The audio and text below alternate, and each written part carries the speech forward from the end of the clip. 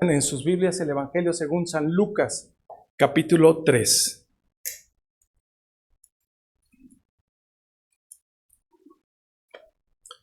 Vamos a leer solamente del versículo 21 y 22, por favor. Cuando lo tengan, si se ponen de pie, lo leemos juntos.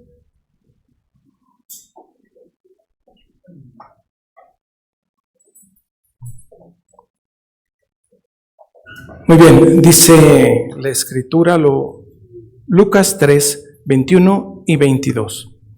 Aconteció que cuando todo el pueblo se bautizaba, también Jesús fue bautizado, y orando, el cielo se abrió, y descendió el Espíritu Santo sobre él en forma corporal como paloma. Y vino una voz del cielo que decía: Tú eres mi Hijo amado, en ti tengo complacencia. Amén. Por favor, ocupen sus lugares.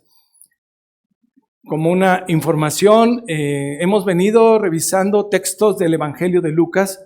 Ya revisamos del capítulo 1, también del capítulo 2, y ahora vamos a avanzar al capítulo 3, y este texto es muy, muy extenso y tiene muchos temas que pueden ser y deben ser atendidos por el pueblo de Dios. En este día nos centramos en una parte muy condensada, pues tiene una referencia importantísima que es conveniente hoy que como iglesia, una vez que tenemos la mesa del Señor preparada delante de nosotros, nos permita meditar precisamente en el amor de Dios que tiene para su pueblo, el amor de Dios que tiene para sus hijos, y es este amor que nos ha inundado, que hoy podemos nosotros reconocer. Y con toda tranquilidad, hoy les pido que escuchemos, reflexionemos, meditemos en lo que tiene la palabra de Dios hoy para nosotros, y posteriormente, en su momento, nos acerquemos a la mesa confiadamente. La obra redentora de nuestro Señor Jesucristo es precisamente para personas que, como tú y como yo, somos pecadores, pero que el Señor nos ha dado la gracia, la bendición de ser salvos. Y esta invitación no podemos ni debemos nunca desaprovecharla, porque nosotros estamos viendo aquí cómo el Señor prepara todo, y hemos venido viendo cómo nuestro Dios soberano, en el tiempo perfecto, va haciendo que se cumplan todas las cosas que Él tiene planeadas en el tiempo perfecto. También este capítulo 3 nos platica cómo Juan el Bautista inicia un ministerio. Juan el Bautista y Jesús, los leímos juntos los nombres en el primer capítulo, y veíamos cómo estas historias se entrelazan, ¿no?, con sus padres, y vemos cómo los niños nacieron con un propósito dado por el Señor. Hoy una vez más, pero ahora ya como adultos. Ahora Juan el Bautista es enviado por Dios. Dice al inicio del capítulo 3 que Dios habló con Juan el Bautista y le da la tarea de ir y proclamar un mensaje en el desierto. Y esta palabra de Dios hoy nos va a permitir reflexionar acerca del amor de Dios, de un amor de Dios que se ha puesto en acción. Un amor de Dios en acción que nosotros podemos ver en el texto bíblico, y ciertamente, cuando nosotros hemos reconocido a Jesús como nuestro Salvador, es un amor que lo hemos podido ver en acción en nosotros mismos. Lo hemos visto en el pueblo de Dios, y también, por supuesto, lo vemos en nuestras familias, en la iglesia y hoy con nosotros. Así es que, tomando un poquito de referencia, lo que tenemos en el camino es Juan el Bautista, que empieza a anunciar el camino que viene del Señor. Vale la pena ver al principio del capítulo 3, cómo nosotros podemos leer en Lucas una referencia que hace el evangelista a un texto del Antiguo Testamento, precisamente del profeta Isaías.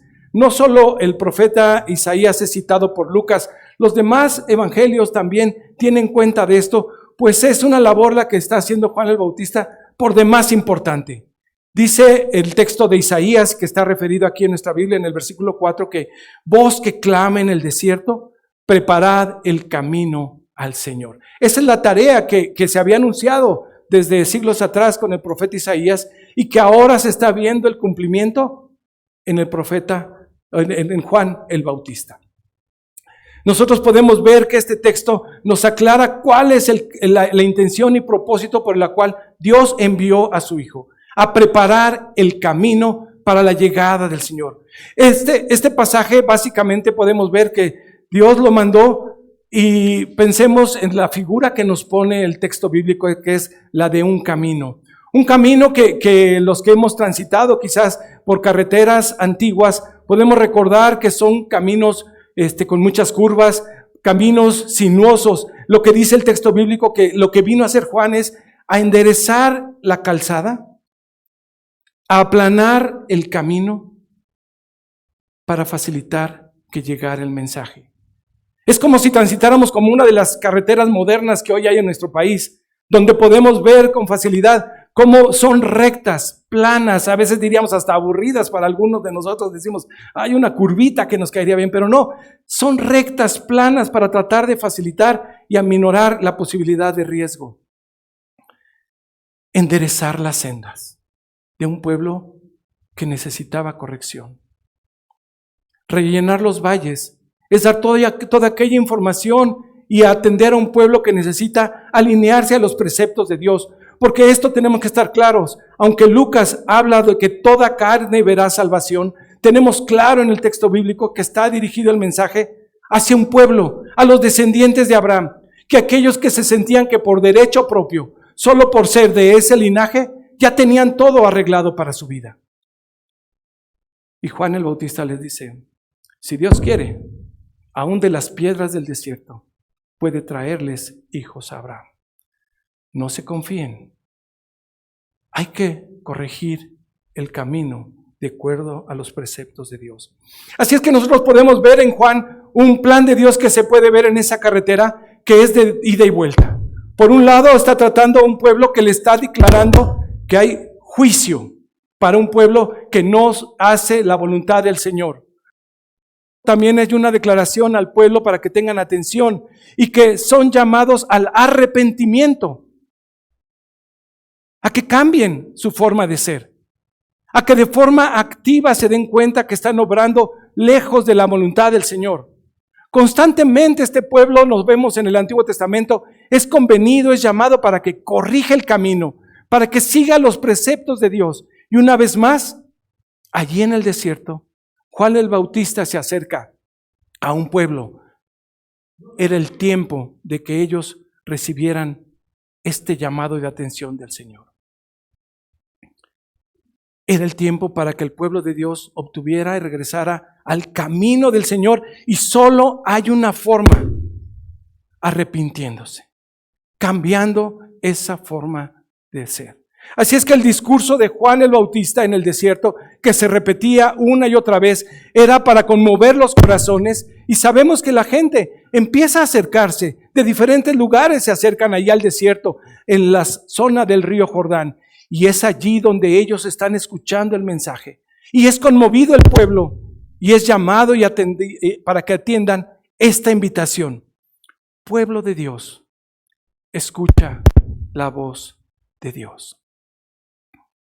Es muy interesante cómo ante el discurso de Juan, el pueblo comienza a reaccionar. 3 veces en este capítulo está la pregunta que hacen diferentes personas. Después de escuchar el mensaje, después de entender que el Señor les llama a cambiar, a regresar al camino, dicen ahora, ¿qué haremos? ¿Qué haremos? Dice el pueblo. Vean lo que dice el versículo 10. Y la gente se preguntaba diciendo entonces, ¿qué haremos ante este mensaje? Dime por favor, Juan. Y Juan le dice de forma sencilla y práctica que lo que tiene que hacer es ser sensible a las necesidades del pueblo y responder en la bendición que el Señor le ha dado. Los fariseos, ¿no? Estaban por ahí escuchando, pero otro grupo que estaba por ahí eran los publicanos. ¿Se acuerdan quiénes son los publicanos? Aquellos encargados de recoger los impuestos. Y los publicanos también sintieron el llamado de Juan. Versículo 12, y le preguntan a Juan, ¿qué haremos? Y Juan les dice más adelante, no exijas más de lo que está ordenado por la ley, no abuses del pueblo. Por ahí se acercan los soldados, escuchan el mensaje de Juan y les dicen, ¿qué haremos? Y Juan les dice, no abuses de tu poder. Dice en el 14, no extorsiones al pueblo, no calumnies a nadie. Conténtate con tu salario. La reacción del pueblo empieza a ser muy importante para nosotros entenderla, porque lo que están haciendo, están reaccionando favorablemente al mensaje de Juan. Pero Juan no deja solamente en un llamado al arrepentimiento, Juan no los deja solamente con un llamado de juicio. La doble vía de esta carretera que venimos pensando es que Juan también habla de una palabra de esperanza, y es el evangelio de nuestro Señor Jesucristo. Porque Juan empieza a hablarle a este pueblo que se ve conmovido y les empieza a orientar que la única forma que pueden reconocer ellos, que pueden cambiar, va a ser acercándose al Mesías que habría de venir. Y es precisamente en ese contexto donde Juan está predicando a multitudes, en este Juan donde está moviendo las conciencias, en este Juan donde está bautizando a gente que reconoce que tiene que cambiar, y como una forma de expresar externamente su arrepentimiento, son bautizados. Y es allí donde está un pueblo que se está conmoviendo por su pecado, por su culpa, por unas formas inadecuadas de conducirse con los demás. Nos encontramos ahora que aparece Jesús. La semana pasada hablamos de los pastores. Y hablamos que los pastores eran, dentro de la escala jerárquica, no muy bien vistos. En la sociedad no eran muy bien atendidos. Pues Lucas nos pone de nuevo a dos grupos de personas que tampoco son bien vistos, pero que el Señor los atiende. Precisamente los publicanos eran mal vistos por el pueblo porque ellos robaban, les quitaban, les explotaban, les pedían de más de lo que debía de ser de los impuestos para su beneficio. Los soldados que explotaban su poder, su autoridad para imponer la paz. Y que aquí vemos nosotros que el Señor los llama a ser justos, a ser rectos, y dicen a no extorsionar. Vemos cómo la palabra de Dios tiene una acción práctica para todos aquellos que están recibiendo este mensaje. Y hoy tenemos para nosotros la más importante de las noticias, porque en el momento que se está presentando un pueblo pecador delante de Juan, un pueblo que está reconociendo que ha fallado, un pueblo que ha reconocido que ha faltado, un pueblo que se ha dado cuenta delante de Juan porque el Espíritu del Señor les permite entender, aparece la mejor noticia para la humanidad. Dice Lucas en tan solo 2 versículos que aparece Jesús para ser bautizado. Es muy interesante porque esta narración la podemos encontrar también en Mateo y en Marcos, y cada uno de ellos nos da un ángulo diferente de esta historia. Lucas pone atención en algo muy importante que hoy creo conveniente nosotros resaltar para nosotros, para nuestra vida. Porque nosotros vemos aquí, lo que nos va a marcar es no tanto el bautismo como tal, sino un momento especial de Jesús, y nos va a reflejar esa relación tan importante que hay entre el Padre, el Hijo y el Espíritu Santo para hacer la tarea y la misión que el Señor le ha dado a Juan el Bautista, a Jesús, perdón. Así es que nosotros podemos ver cómo en esta carretera de 2 vías, por un lado el pueblo que se va acercando a esta información y al arrepentimiento, y se acerca a Jesús como su Salvador. Pero también tenemos la oportunidad de ver en este pasaje, y es algo que no debemos perder de vista, cómo Jesús es reconocido como el Hijo de Dios, quien desciende del cielo y aquí se presenta. También tenemos la posibilidad, si seguimos leyendo el Evangelio, al final de este mismo capítulo, cómo se vincula su parte humana mediante una genealogía. Entonces vemos cómo las vías se convierten aquí en un punto de intersección, donde todos van a poder encontrar esta bendición. Nosotros hoy en día, al estar en estos pasajes, nos encontramos a la bendición de poder ver el gran momento. Fíjense, por favor, vean en sus Biblias, Lucas 3, versículo 21. Dice que aconteció cuando todo el pueblo se bautizaba, esto es, que habían escuchado el mensaje, que habían reconocido que necesitaban un arrepentimiento y habían procedido a ser bautizados. Allí aparece Jesús. Y Jesús fue bautizado. Aquí no dice que por Juan. Sabemos por Marcos y Mateo que lo precisa claramente. Pero entonces, ¿qué es lo que quiere la palabra de Dios que entendamos hoy? Es importante que veamos con cuidado el proceso, cómo se dio. Punto número 1, aquí encontramos, ¿qué estaba haciendo Jesús? Dice allí, orando. ¿Sí lo ven? Jesús orando. El bautismo sucedió. Lo que está sucediendo delante de nosotros es algo muy importante, porque lo que está pasando, que es el Hijo de Dios, un ser sin pecado, se acerca para ser bautizado. Y esto es para nosotros muy importante entenderlo, primero que nada, para conmovernos en nuestro interior, cómo Jesús tiene esta posibilidad que ya hemos venido atendiendo de humillarse, tomar la forma de humana, inclusive, como le dice a Mateo, como dice en Mateo 3, cuando Juan el Bautista trataba de frenar a que Jesús no fuera bautizado por él, dice, conviene que así suceda. Es necesario. El cumplimiento de la ley, el cumplimiento de las profecías y el cumplimiento de todo lo que Jesús vino a hacer por ti y por mí. Por eso cuando nosotros vemos a Jesús sumergiéndose en el río Jordán, lo que podemos ver que es un Jesús que se está hermanando contigo y conmigo. Un Jesús que está reconociendo, recargando la carga de la humanidad de su pecado, aún Él sin pecado, pero se está hermanando contigo. Él se está identificando de tal forma con el ser humano que es la persona que en cierto momento tendrá la tarea de subir a la cruz. Hoy es un día que nosotros podemos ver como de Jesús le dijo, es necesario que se cumpla toda justicia. Así nosotros hoy podemos también identificarnos cuando tenemos una oportunidad de tomar la cena del Señor como un solo pueblo. Podemos identificarnos con Cristo, podemos identificarnos con su sacrificio, podemos identificarnos con la sangre preciosa, podemos identificarnos porque Cristo hizo lo necesario, bajó y se sumergió en las aguas, vivió y padeció lo que tú y yo necesitamos. Esa era nuestra necesidad. Jesús no necesitaba ese lavamiento, pero lo hizo porque así convenía para su pueblo. La obra, sabemos nosotros, que se ha completado en la cruz.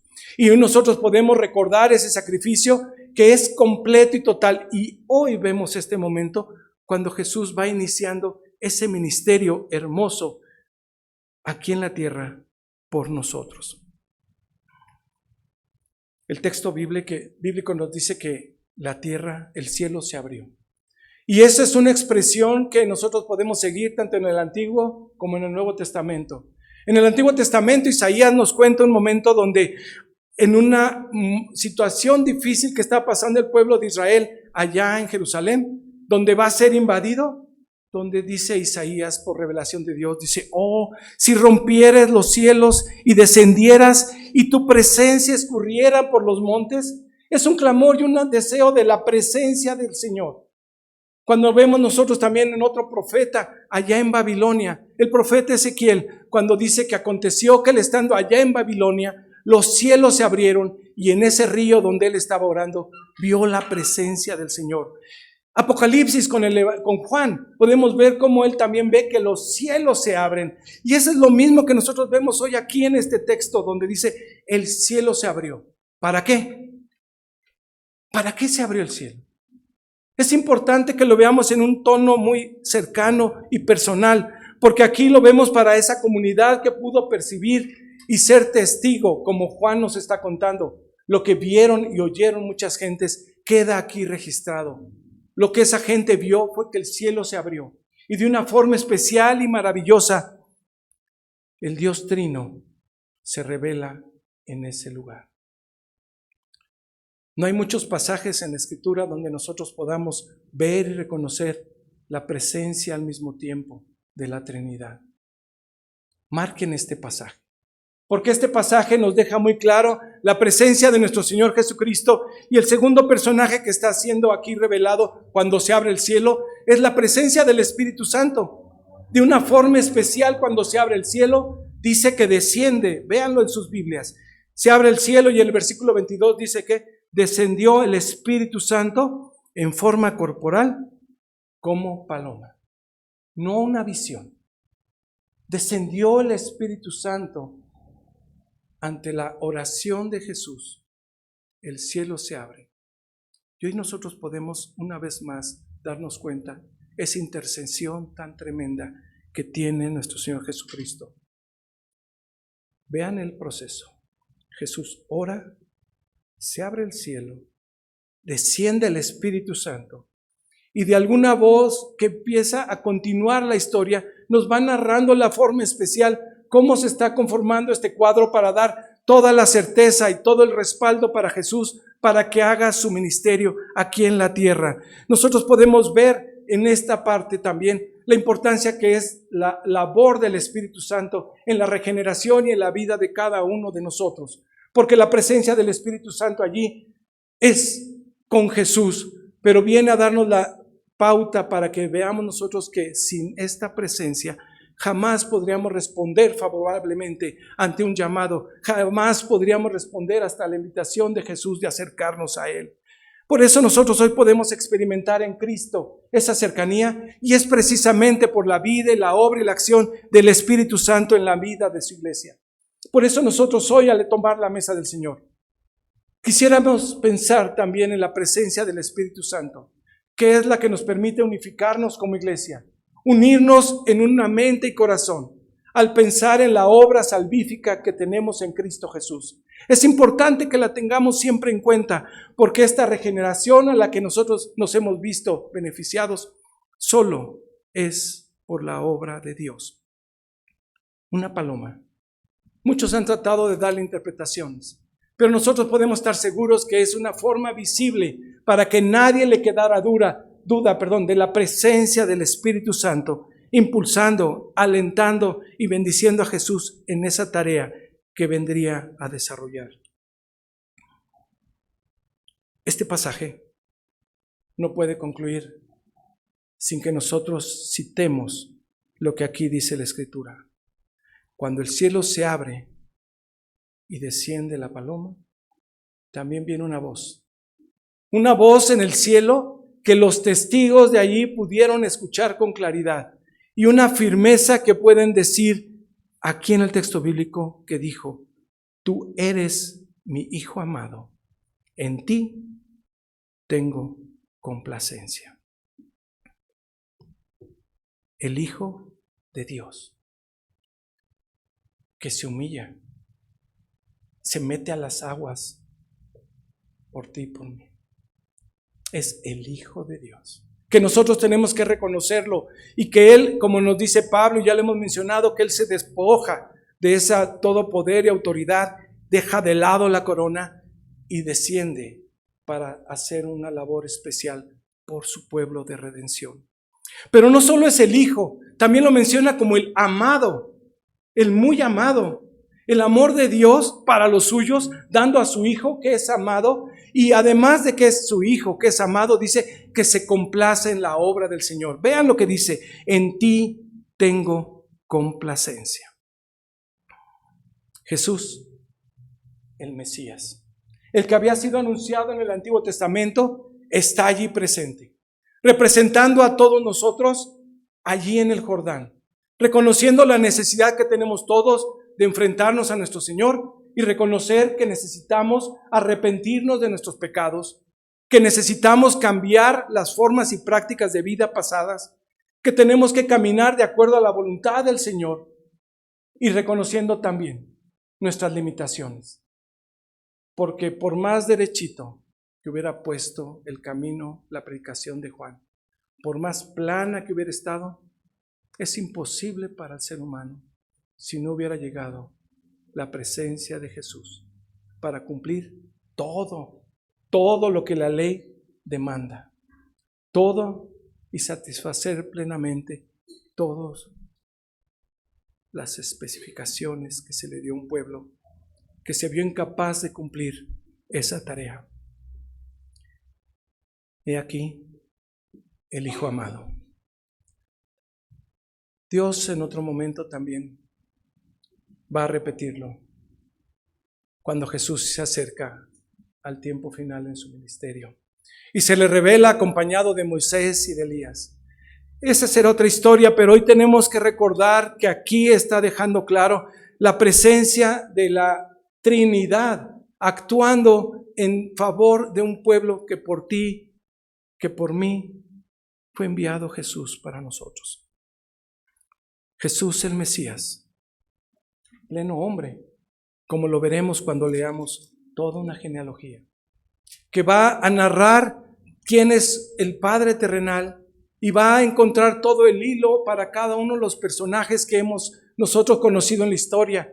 Va a encontrar que desciende de un rey, David, al que se le había prometido el cetro, que desciende de una tribu a la que se le había anunciado, que desciende de un padre al que se le había prometido y que desciende de Adán. Y como este segundo Adán se reconoce como también como el Hijo de Dios. Así nosotros podemos ver al pleno Dios actuando aquí enfrente de nosotros y al pleno hombre que se presenta ya listo para presentar la tarea que el Señor ha dado por los suyos.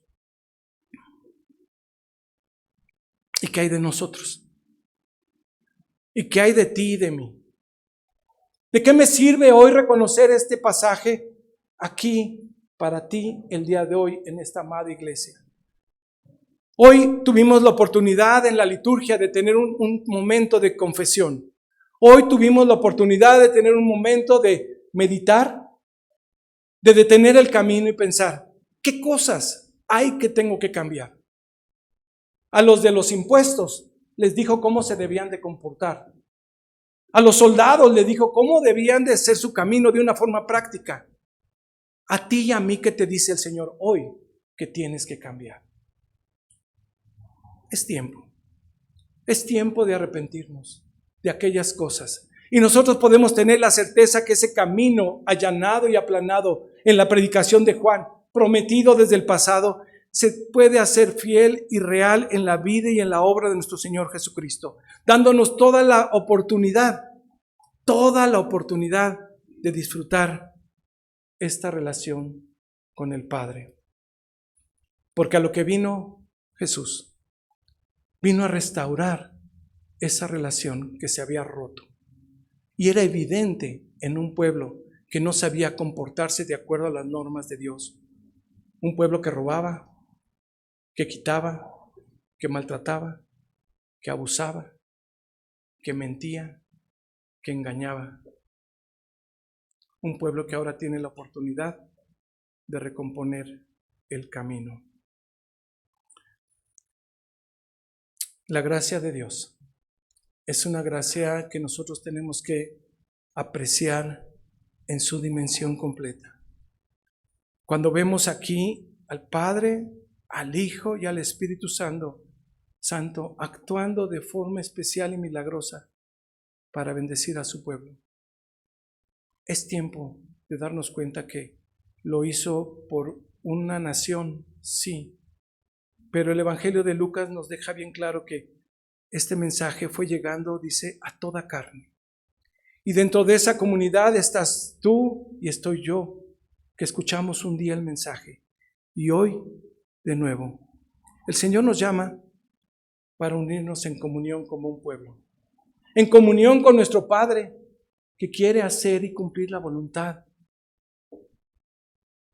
En comunión con un pueblo que debe saber escuchar el tiempo y apreciar las circunstancias de vida que hoy nos presenta. Y hoy, nuevamente, tendremos una invitación del Señor para experimentar esa regeneración. La participación hoy en la cena del Señor es entonces importante para todos. Una vez que hagamos la reflexión de vida delante de nuestro Señor. Pero hazlo pensando en el amor de Dios.